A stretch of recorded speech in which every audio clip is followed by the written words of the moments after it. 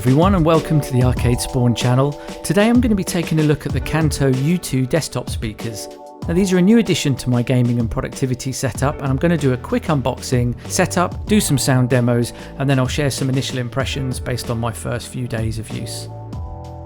I've been considering some desktop speakers for a while. I already have a smart home device for music while I work, but sometimes I just want to play some games, watch a bit of Netflix or do some editing without having to wear headphones. Just like what you're probably doing, I've scoured YouTube looking for the right speaker, and it's definitely not an easy choice, but I felt like the YU2 on the surface offered a good quality product at a decent price. I wasn't looking for earth-shattering sound, just a decent full-rounded sound for some chill gaming and TV when in the office, without using up too much desk space. I opted for the matte white speakers, but there are a few colour choices available. All my gear seems to be black and white, so I felt these would fit in nicely and would be a pleasant contrast against my walnut desk. In the box you get two very luxuriously packaged speakers in these cloth bags. You also get the power lead, USB cable, aux cable and the speaker wire plus some instructions. Stands for the speakers are not included, but Kanto do stand specifically for the YU2 and are available separately. I managed to pick the speakers up for about £190, which is a bit cheaper than they are typically, but then I blew any savings I'd made when I bought these speaker stands. The speaker has a built-in DAC via the USB port. This just means the speakers are handling your audio signal conversion and hopefully results in high quality sound from your PC or laptop. Additionally, there is an aux port for connecting to devices via a 3.5mm aux cable.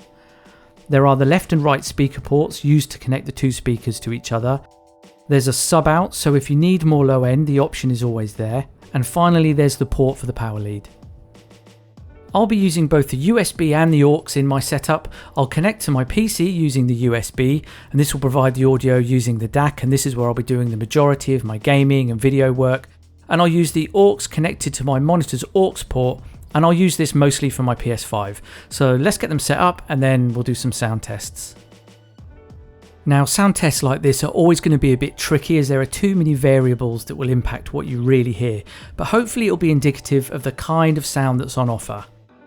So the first demo is playing some royalty-free music from Epidemic Sounds, and there's a link in the description if you want to know a bit more about that. The second demo is some gaming on my PC via the USB port, and then the third and final demo is some gaming via the aux port coming from the PS5. So let's hear what they sound like.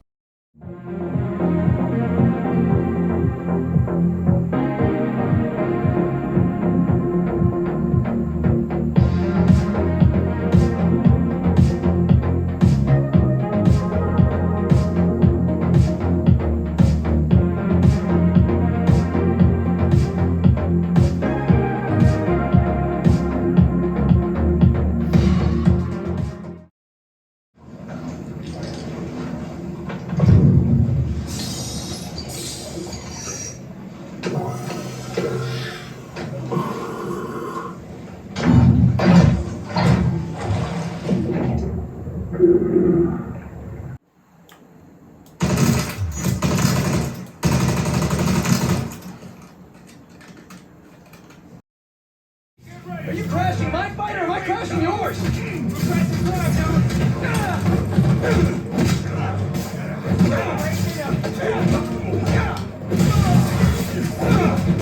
You're done now.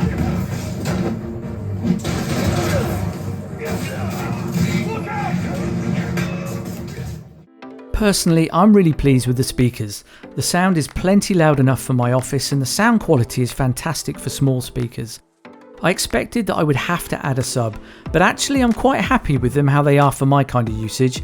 It's a lovely balanced sound and all the intricate details do come through. Even with the volume cranked up, it keeps the same quality, although it probably exposes the lack of bass a little more at this point. And I think that's the key question everybody always wants to know, is whether the bass on these is acceptable. Well, these really don't have bass as such. They still sound very full and great, but it's very noticeable when I switch back from the speakers to say a set of gaming headphones and you get that bass that kicks in where the speakers lack a little bit. But they're exactly what I was looking for. So if you're looking for minimal speakers to punch above their size, these are for you. Just do so with the acceptance that if the bass is crucial to you, you'll likely want to add a sub into the mix, but the key thing is at least you have that option. Okay, so what don't I like? Well, the bright blue light on the front of the left speaker is an odd choice, and it actually sticks out, making it even more annoying if you wanted to cover it. Unlike the larger Kanto speakers, these ones lack any front audio controls or a remote, so it's just a bit annoying as you have to switch on and adjust the volume using the dial on the back of the left speaker, so you just have to make sure that they're within easy reach. If you're on the hunt for speakers and this video helped you reach a decision, it'd be great if you could just drop a thumbs up and let me know, maybe even subscribe to the channel. And if you have any questions, just leave a comment and I'll always do my best to answer. Plus, if you see anything in the setup you want me to cover, just let me know. Anyways, thanks for watching, I'll catch you in the next one.